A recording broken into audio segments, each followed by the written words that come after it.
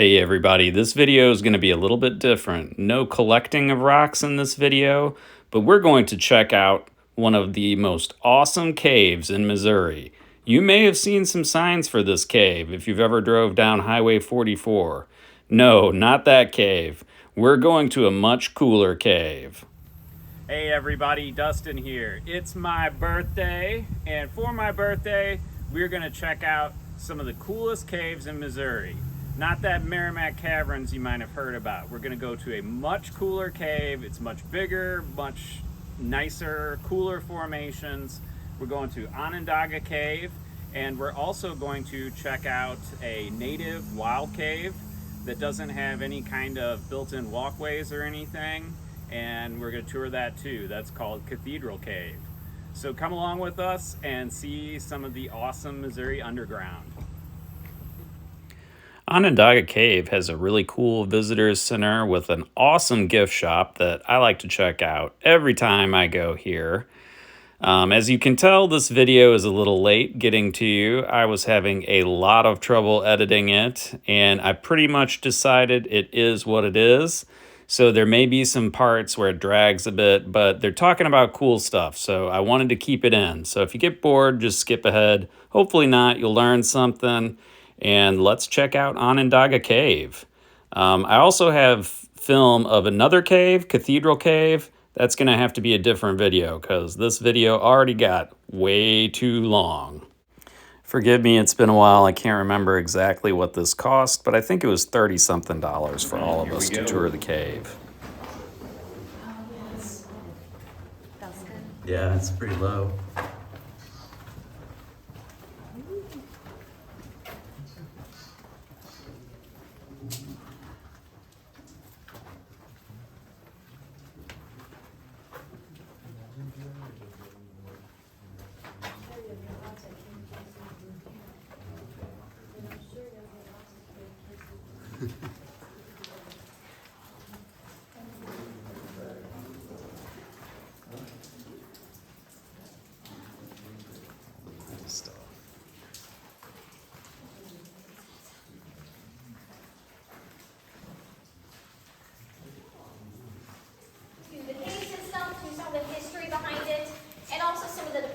So that we can have just a little bit of knowledge going forward so we can understand some of the things that we're going to be seeing.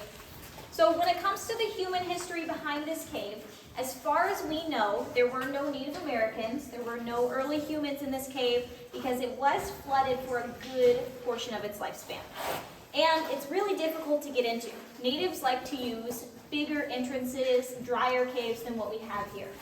But a couple of friends named Charles Christopher and John Eaton actually found this hole in the rock where the water was coming from, and it was kind of a drought season for them, so the water was much lower. They worked at a grist mill nearby, so they kind of knew that the spring was there, but they were curious about what was on the other side. And that cool air coming through kind of confirmed there was some kind of deeper passageway. So they actually took a John boat, and they shoved the John boat under the rock and then crawled in after it. And they had to lay on their backs and push their way into the cave until they made it through this 300-foot tunnel that's behind me. And they did bring people in by boat through this way for the longest time, and they would actually exit out the way that we just came down, but they did have an accident where the boat bumped into the wall, it overturned, and a woman drowned in only 5 feet of water. So as you can imagine, it's really, really dangerous. And in 1886, it was even more dangerous because they had some kerosene lanterns to light their way. Kerosene lanterns are about as strong as these lights right here. So instead of my fancy flashlight, they had what's lighting their way back there. So not easy, very dangerous, and kind of a little stupid, but we have to be thankful for them. I wouldn't have a job if it weren't for them, and you guys wouldn't get to tour the cave. So they came in here. They found, it took them a full 24 hours to kind of explore the length of the cave. It's a 1.8 mile long cave. And they realized this was a really special place. Some sources say that they wanted to turn it into a tourist attraction. Some say they wanted to mine out the cave, and we'll talk about that later. Either way, they secretly bought up land above the cave until they got a hold of it, and it's traded private owners since then, and the state got a hold of it in 1982. So we're going to talk about some of those private owners later on, but that's just the basics of kind of the discovery of the cave, the history. When it comes to geological history of this cave was here way before humans were even here. It's very, very old. One of the biggest things that forms caves is time. It takes a lot of time. And a lot of water, as you guys might have noticed. There's water back there, there's water dripping from the ceiling. This water is slightly acidic when it comes through the rock. It's called carbonic acid, which sounds kind of scary, but it's kind of like nature's carbonated water. It's just acidic enough to kind of speed up that process to dissolve the rock away. And this acidic water takes advantage of cracks, slowly dissolves the rock away, and it widens out into a cave system. Once it becomes large enough for a person to fit in, and you can crawl back far enough to where there is no light, that is when we consider it a cave. And once we get our cave system, we can start getting speleothems or deposits. So if we kind of move in this direction over here, we're going to get some really good examples of those deposits. So that slightly acidic water continues to drip through the ceiling after it's drained out, and it picks up minerals as it does so and glues those minerals to the ceiling, the floor, the walls, pretty much anything that the water can run along. It's kind of like how you get lime buildup in your sink or in your bathtub, but this is on like a 1,000-year scale. What happens with these guys, it's a little water droplet comes in, it hangs on the ceiling, and then deposits a ring of what's called calcite, and then drips down and repeats over hundreds of years. So these guys are called soda straws. Totally hollow on the inside, just like a soda straw. Very, very delicate. We're going to get a really cool close-up look at those later on, where it's literally transparent because of how delicate it is and how thin that rock is. But eventually they clog up and the water flows on the outside and we get a stalactite. Classic cave deposit here. So a stalactite is tight on the ceiling, and then the one that grows on the ground is a stalagmite. It might reach the ceiling, and that's just caused by water dripping on the ground and the minerals building up towards the ceiling. Over here in the back, you're going to see kind of this really cool wall that looks like some curtains flowing over. That is called flowstone. Flowstone is what happens when the water is flowing in instead of dripping in. When it drips in, we get stalagmites, stalactites, and soda straws, but this came in through a larger crack. So it's kind of like if a waterfall turned into a rock. So as we round the corner here, you're going to be able to look back and see that piece of flowstone that we were looking at from the other side just a second ago. We call that the walrus stone. Beautiful example of flowstone. We're going to be seeing some very, very large versions of these, probably a good 30 times the size of the walrus stone that we're seeing. And then down below, you're going to see what's called the Lost River. This runs through about half of the cave system, and it kind of gives you an idea of the water coming through and carving out the cave. Even though it looks pretty stagnant, on average it pumps out about 1.3 million gallons of water daily. So it's got a pretty strong undertow, very still top. You can sometimes see critters in the water. We have crayfish in here. We have fish that accidentally swim in. I've even seen a beaver get in here before. He did not like it. He quickly found his way out. You may not be able to see a crayfish, but you can definitely see the holes that they leave behind on this clay bed here.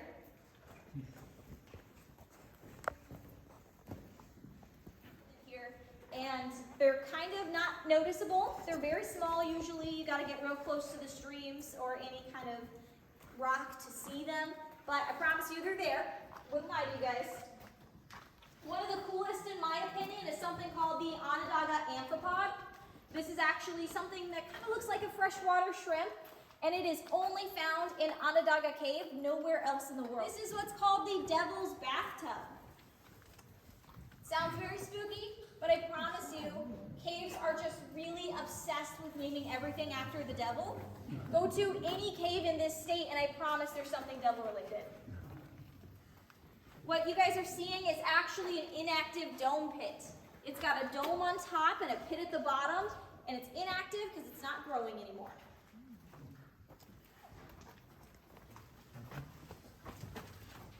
So I'm not really seeing any bats, which is kind of typical, but if we did see a bat, it would be something called a tricolor. That's usually what we find in here. They are very small. They're one of the smallest in Missouri, so if you hold up your thumb, their body is about the size of your thumb.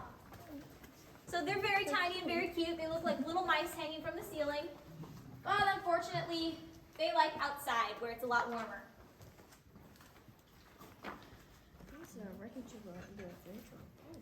Oh yeah. Yeah, probably an old bridge or something that they had down there.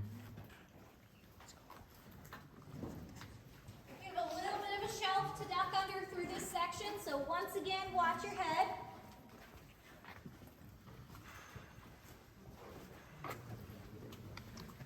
Also, definitely hold on to any loose belongings. This is where a lot of people drop their stuff, and it is very, very difficult to get it back. If you're seeing this video, I didn't drop my phone. These boulders are part of something called breakdown. This is caused by that slightly acidic water that we talked about, weakening cracks in the rock, and then eventually those rocks falling down to the bottom of the cave floor. This is kind of common in caves. You see it a lot. We see a lot just up ahead.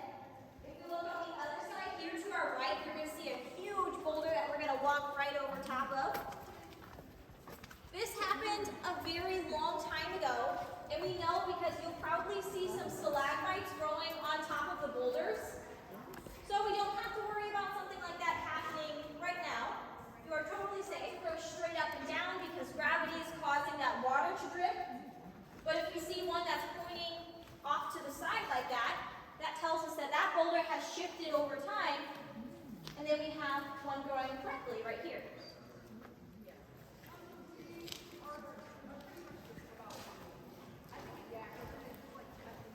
Once you get to the bottom of this ramp, there's going to be a pretty large puddle on your left.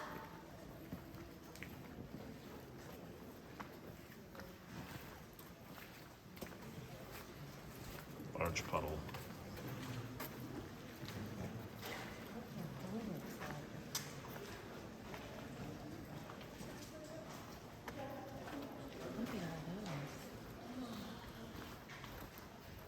So right up ahead, we have the lowest spot that we are going to be dunking under. Right here is what we call Head Knocker Rock. It definitely earned its nickname, so please watch your head. It's a huge boulder resting on this clay hill right here, and we are walking directly underneath it.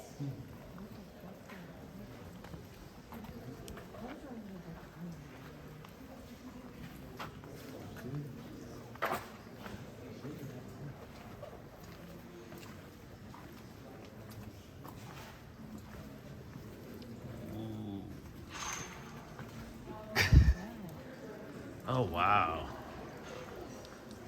Wow.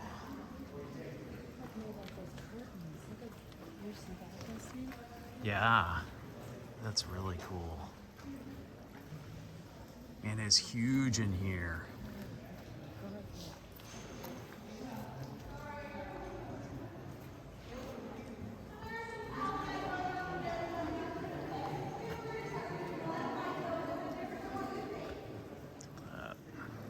I know it feels like I should be talking about that beautiful piece of flowstone behind us, but I promise I will be talking about it later, so we are going to do our best to ignore it, even though it's like right in our face.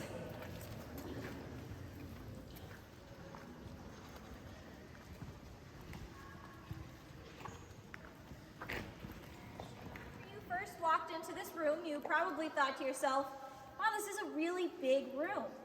And for that reason, the creative minds at Onandaga have named this the Big Room. It's about 425 feet lengthwise, 125 feet at its widest, and right now we are 160 feet underground, which is actually kind of shallow when it comes to a lot of caves. And if you look right behind me here, you're actually going to see the twins. These are very, very large stalagmite deposits. You'll notice they are obviously not identical twins. There's some pretty big differences between the two. It's a really good teaching opportunity to show you guys the difference between active deposits and inactive deposits. So this guy right here, you see there's no water dripping on top of it. It's a little sad looking, kind of tiny. But if we look at this one, every now and then you're going to see a little water droplet fall on the top. That water is carrying minerals, it's sticking it to the top, and this is growing right in front of our eyes. But before we see a difference, it's going to be a while. This is one of the few deposits that we've actually dated in the cave using LiDAR. And this basically takes a scan of the rock. It measures the accumulation rate. And we believe that this larger twin is about 500,000 years old. 500,000 years of the water dripping sort of like that for it to get to this size. And if you guys look all the way up there, you're going to see those stalactites. That size difference is just explained by the water coming in too quickly to stick to the ceiling, so instead it wants to build up from the ground. And then the color difference we're seeing has to do with impurities. So calcite is what all of our deposits are made out of. It's very, very common. If you go in your driveway and you pick up like one of those crystallized rocks of gravel, that's usually calcite. So at its purest, it is clear. But in the cave, we get some air pockets trapped inside, kind of like ice, and so it turns this beautiful white color. The yellowish color has to do with the forest above us, and it's something called tannic acids. It comes from decaying organic stuff. If you drink tea, maybe you've spilled tea on yourself, stained your shirt, that is caused by tannic acids. So that seeps in through the ground and gets into the rock. And then we also have manganese oxide and iron oxide, which are two fancy ways of saying rust. Iron oxide is the darker orangish stuff, and the manganese is that black that we're seeing. And if we look all the way up here again, you're going to be able to follow this big crack all the way across this entire room back into the lily pad room. This is what we call the lifeline of the cave. The lily pad room is what we believe to be one of the oldest rooms, if not the oldest. So this lifeline was probably one of the original cracks that formed that allowed water to flow into the cave system and carve out the cave. And if we move just up ahead here, you're going to see those color differences a lot better. We got that calcite mixed with air bubbles, the iron oxide, the darker red color, the manganese oxide, which is that black, just like we set the wall on fire, but it is totally natural. And then, of course, those tannins.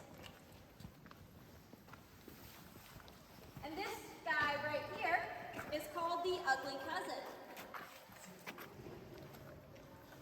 Definitely a little bit of a rude name, but if you look all the way up there, you're going to see that stalactite.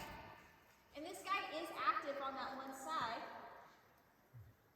And he's got a really good mix of all of those different colors that we just talked about.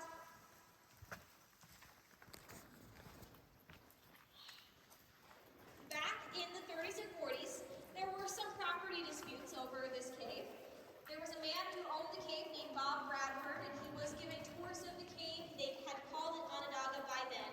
But then someone on his tour realized part of the land that they leased actually covered the cave system. So they actually dug their own entrance on the other side of the cave, snuck down here in the middle of the night, and erected a big fence that divided the big room in half. And that is the remnants of that fence right there. So definitely a little petty, but they ended up taking it to court, and they ruled in favor of the people who came in here and erected the fence. They were called the Mook Brothers. And they ruled, you own everything from your property line to the core of the earth. Made it all the way to the Missouri Supreme Court, and eventually World War II rolled around. Neither cave could stay open without a little bit of help, so a hospital helped the Bob Bradford side, the Onondaga side, and then eventually bought the entire cave and reunited it. Another really cool thing off to the side here, looks like just kind of bare ground there, but there is actually a 20-foot sinkhole in the ground.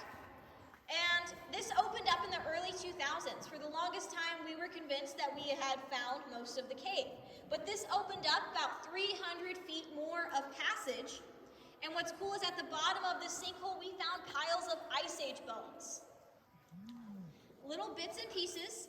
We found parts of a possible cave bear, a wolf of some kind, and a flat-headed peccary, which is like a wild pig. But the coolest, in my opinion, were a bunch of scratch marks. They're everywhere, all over the walls. So some animal fell down there, got stuck, and then ultimately died down there because further on we found the little curled up body of some kind of canine that existed during the Ice Age. As you're coming by off to your left, you're going to see this really cool piece of flowstone that kind of looks like a little teepee, and another piece hanging off to the side that kind of looks like maybe some animal hide that they were tanning. This is the closest thing that you're going to get to natives being in this cave, and it's just a piece of flowstone. Looking over the edge, you can probably make out the sound of that rushing water. That is actually the tallest waterfall in our cave. It's the only waterfall in our cave, so it's only about 6 inches tall. And it's just that little guy right there next to that stalagmite. And unfortunately, it is also man-made. The last private owner of the cave, before the state took it over, was named Lester Dill. Lester Dill had these rocks stacked here to show how quickly the Lost River was actually coming in. And he did make multiple cosmetic changes to the cave, which we did our best to get rid of and restore the cave to its natural environment. But this isn't really causing any harm, so we did allow it to stay. And if you look right above the Lost River, you're going to see this very, very large piece of flowstone. This is called the King's Canopy. It's the largest piece of flowstone that we have in the cave, but it is inactive, just like that smaller twin that we saw just a second ago. When it was active, there was actually a big clay bed here. And that clay bed was propping it up as it was growing, but then the river actually changed directions and started flowing underneath the King's Canopy, pulled all of that clay out, and now this huge piece of flowstone is floating about 15 feet off of the ground. So it doesn't have any support from the floor underneath it, and I want you guys to remember this for later on in the tour. We are going to be down in that area, and whenever we get down there, you can see that floating effect perfectly.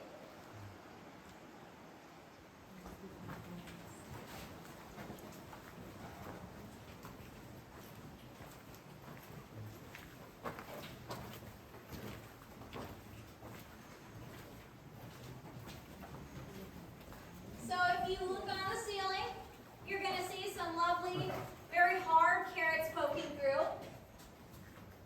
And then we can't have a carrot room without a rabbit hole, so that's what this big 13-foot hole in the ground is here. I promise you a real rabbit did not dig out this hole. That's stone. It was created by water, kind of like how the Devil's Bathtub formed. But yeah, it goes about 13 feet down, and it actually passes right underneath the path, and you can kind of see a bit of it once you get to about where I'm standing. Yeah, she said it's a stalagmite, which is a stalagmite. If you are afraid of heights, definitely don't look over the edge through this next part.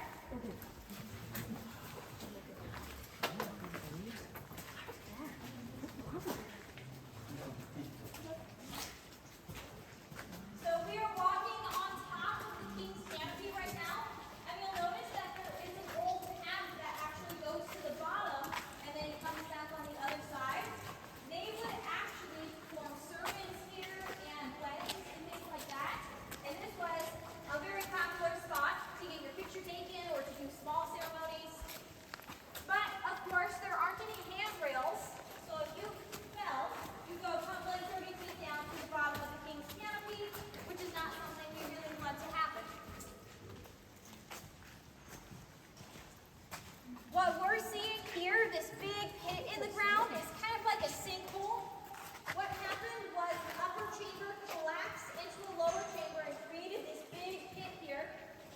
And the walls are made out of clay, so any deposit that forms on these walls eventually ends up sliding down in the pit once it gets heavy enough to break free. And we're going to be seeing some really cool examples of that down there. You can kind of see them from here. Well, because they are very delicate and they're all over the ceiling through here. Oh, here's my head so bad.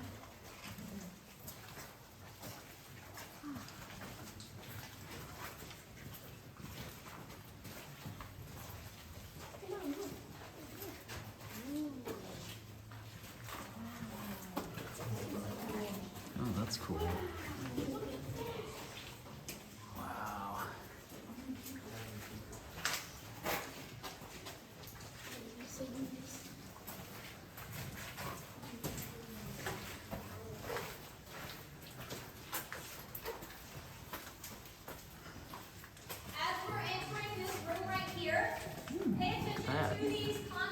boxes broken, that are right re-healed. beside the path. I'm going to give everybody a chance to see what's inside of them before I actually tell you what we're looking at. This is my favorite part. And there are 2 boxes available to check out. Once you see the second box, it might become a little obvious what we're seeing here.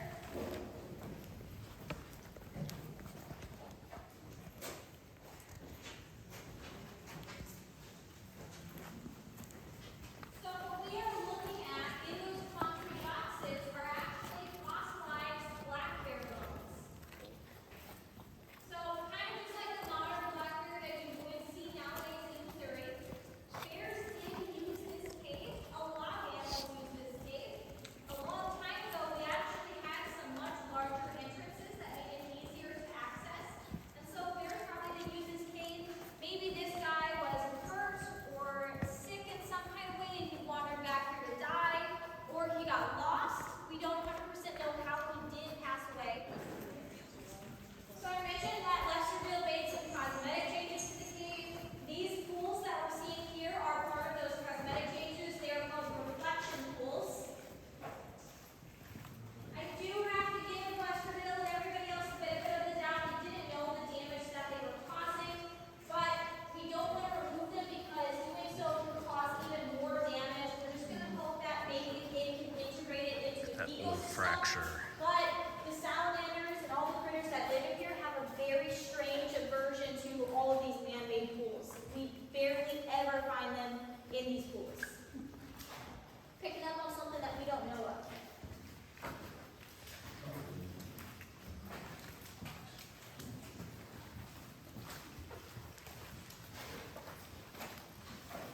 We have a low ceiling up ahead and a puddle off to your right. Oh yeah, I think there was a pretty crazy earthquake here at some point. Lots of these things just broke.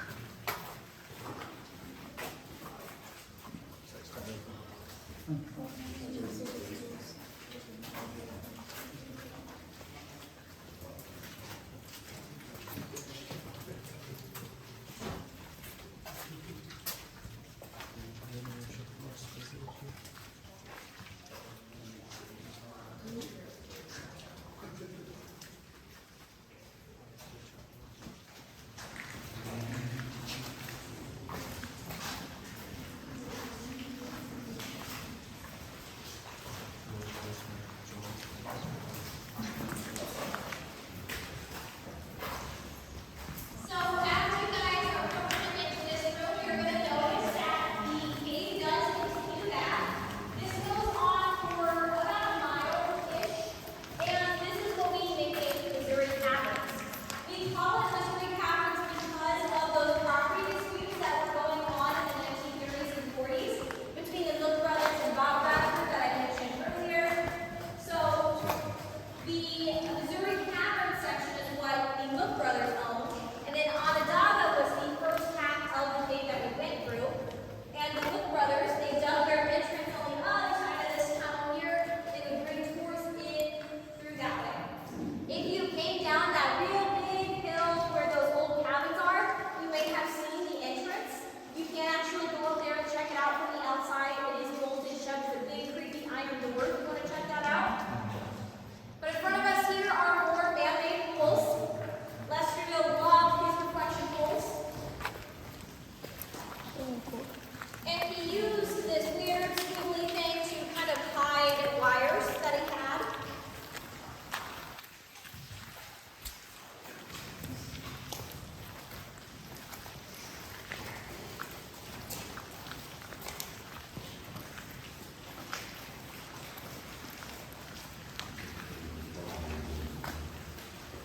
The room that we are standing in now is what we call the Rock of Ages room. At the time that Lesterville owned it, he called it the ballroom.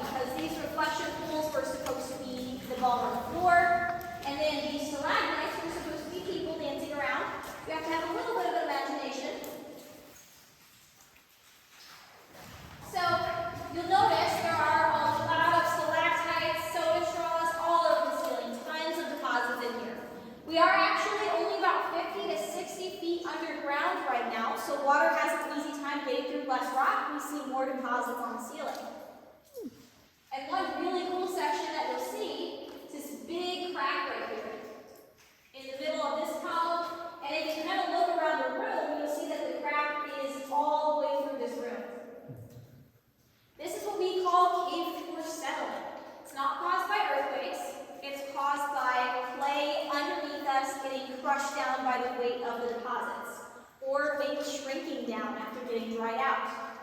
And so that pulls down the bottom away from the top and creates those real cool cracks that we're seeing. So as we kind of move forward, you're going to get a better look at them. And then these cracks actually do continue back out the room that we were just in.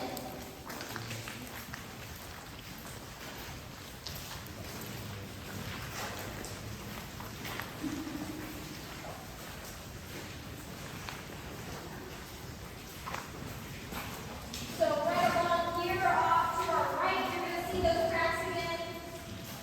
And then here, you can kind of follow it.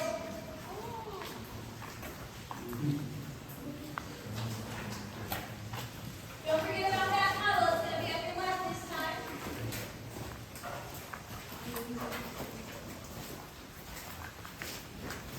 And then once you exit the room, you're going to see the cracks once again on either side.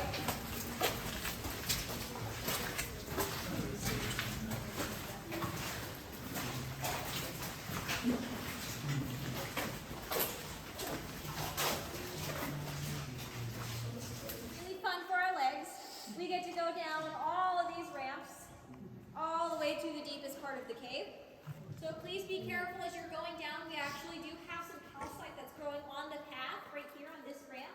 And it is very slick if you're not expecting it. So it's going to be in the direct center of these big kind of tannish patches. But before we go down, I wanted to point out a really cool piece of history. Across there, you're going to see the start of what used to be the world's longest underground wooden bridge. It's very niche for sure, but it started there. It went all the way across here and actually ended right there. So it's as terrifying as it sounds. If you go into our museum area right after the tour, you can find a picture of the bridge and just see how sketchy looking it was.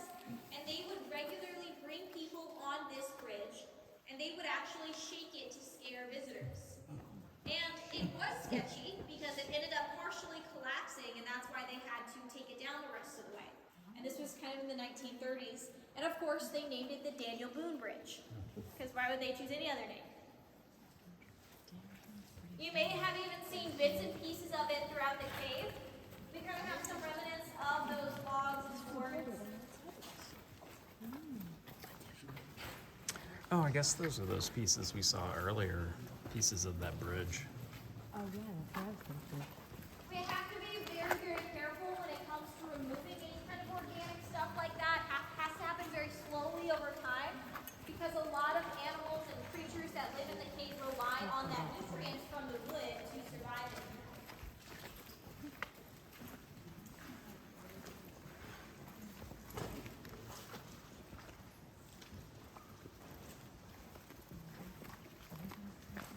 So this is where those two calcite patches are. Take your time as you're coming down.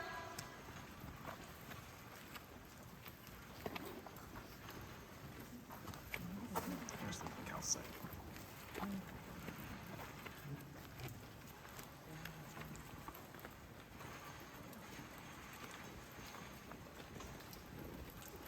Calcite patches. Oh, caves are alive.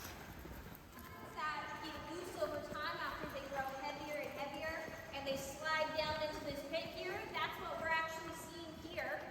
So this huge stalagmite that we're going to be walking down actually used to be up on the hill all the way at the top. And then as it grew heavier and heavier, people laid it along to it, so it rolled off and slid down here into this pit. And the second one you're going to notice is kind of grown in a very curved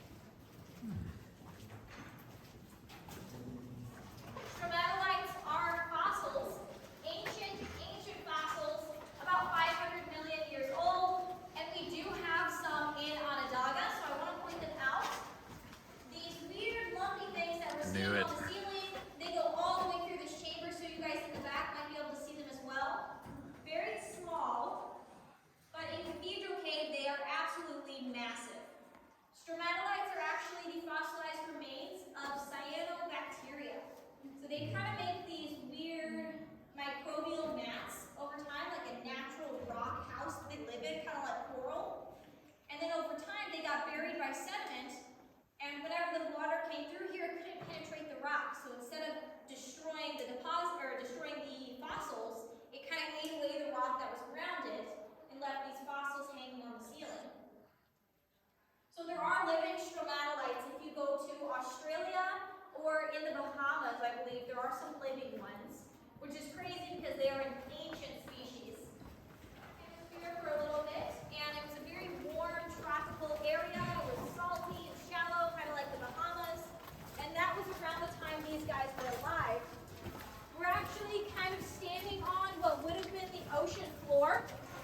Over time, all of this rock layered and layered as sediment and dead sea creatures, gravel and clay, and then hardened into the rock around us. So that's what kind of explains the fact that we have old sea life down here at the bottom of our cave system. Guys, we should have just enough time to eat and then go. Yeah, you know I'm excited about stromatolites. Oh, yeah.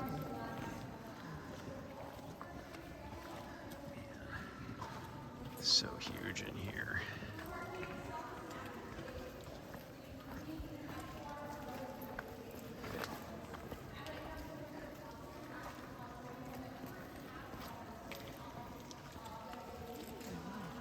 Again, back in the big room, and we can finally talk about the Queen's Canopy. So this is the second largest flowstone that we have here in the cave, but it is actually active. So you may notice it has kind of a glossy appearance. That means that the water is still running down it and it's still growing. It's still actively getting bigger. Now, it's kind of a miracle that the Queen's Canopy is still here because Charles Christopher and John Eaton sold their shares of the cave to a mining company and a land company. And this mining company had plans for the Queen's Canopy. They were going to use dynamite, blow it off the rock, and turn it into something called cave onyx, which is actually just calcite in flowstone, and the impurities create this really cool marbling effect that looks exactly like marble, so they used it as a cheap replacement for stuff in buildings. The issue is that calcite on the hardness scale is about a 3. And to give you an idea of how hard that is, your fingernail is a 2.5. So it doesn't really last in buildings very well. It would fall apart, it would break too easily, especially after it dried out, after leaving the cave system. So that is the only reason why the Queen's Canopy is still here. Because they could not turn it into countertops. Which is a little disrespectful. But we're very lucky for sure. That's kind of what kick-started tours. In 1904, they used the St. Louis World's Fair to get that started. You would actually get an advertisement on your train ticket. You could take a train down here, get on a little horse-drawn buggy to get to the cave, and then you would rent out a pair of clothes to wear because it was more like spelunking than taking a tour. Now we're about to head up into the lily pad room. This is the final part of the cave tour. It's kind of the grand finale. It's awesome, but we do have to go all the way up there, unfortunately for our legs again, and then we make a little circle and we come right back down. Yep, this formation is a grower and a shower. So as you guys come up, you're going to see the old staircase that used to be the path to get up here. These ramps were actually put in the early 2000s. They are much safer than those stairs. And if you look really closely, you'll actually see soda straws forming underneath the ramps that we're walking on. So this part of the cave is very active, and those soda straws that are like a good foot long can kind of prove that. It's only 20 years of growth that we're seeing there. And then there is another one at the top, I believe. Oh, yeah.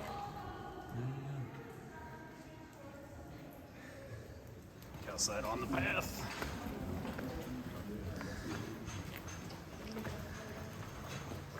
Wow, look at that. Look at that. This is definitely my favorite part of the cave. Those formations are just epic. Look at that. Wow. Oh yeah, there's cool stuff over here too. Wow.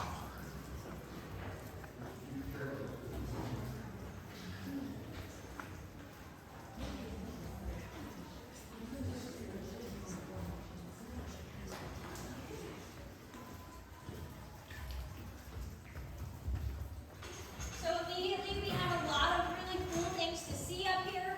We're kind of meeting up with that crack that I talked about, that lifeline. You see, it kind of poured in right here. There's that crack. And then it actually formed that really cool flat-looking stalagmite, which we call the Wall of Jericho. And then behind you guys, you're going to see what's called brimstone dams. That's what those little squiggles that we're seeing are. Those are caused by calcite floating to the edges of the still cooled water, then depositing into that really cool dam shape. And then that repeats and repeats hundreds of times till we get that really cool layer effect that we're seeing. Now, the lily pad room is just up behind me. I'm going to take us through it without telling you guys what it is first, because we can't fit everybody in there all at the same time to hear the explanation. So we're going to check it out, and then I'll tell you what we're seeing afterwards. So the first thing you will notice is that it's going to be really, really warm up here. We are actually right next to a second natural entrance, and you are going to feel the difference. If you wear glasses, they might even fog up, so you'll be temporarily blind for a little bit.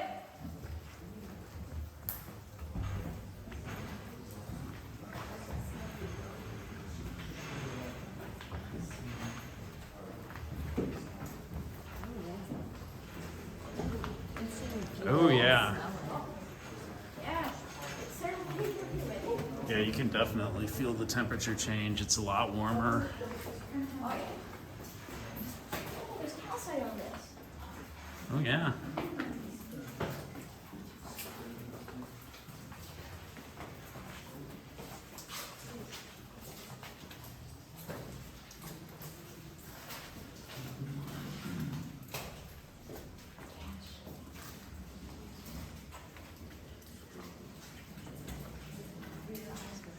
Check these out. This is my favorite part If of you this haven't cave. gotten dripped on yet, you'll definitely get dripped on while you're standing in here. Look how cool.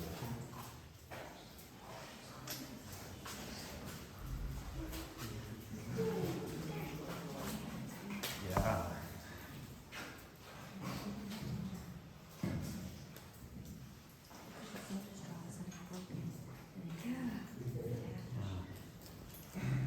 Little soda straws that broke off and got attached.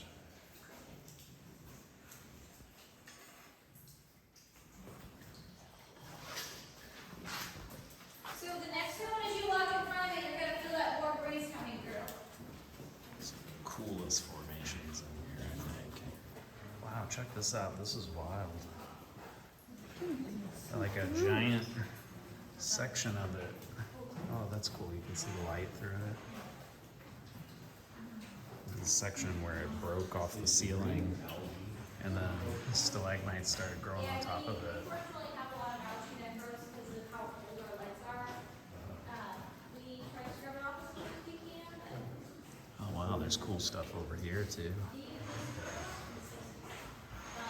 was first, if you were to see a Oh wow, look at that.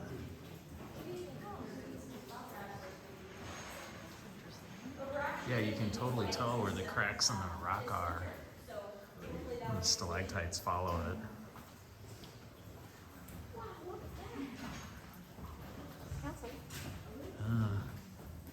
Yeah, right here is really difficult too.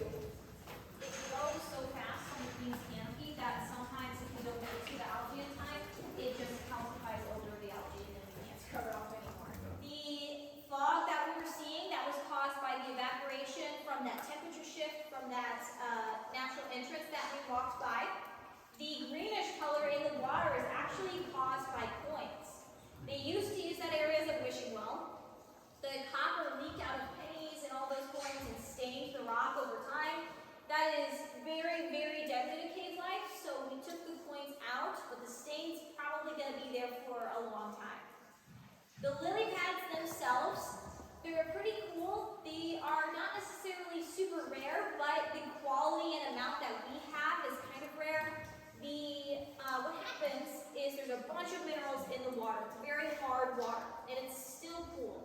So those minerals like to stick to each other. They build up along the wall, they build up on stalagmites that were in the water, and then they continue to stick to each other on the surface until they get that cool lily pad or ring shape.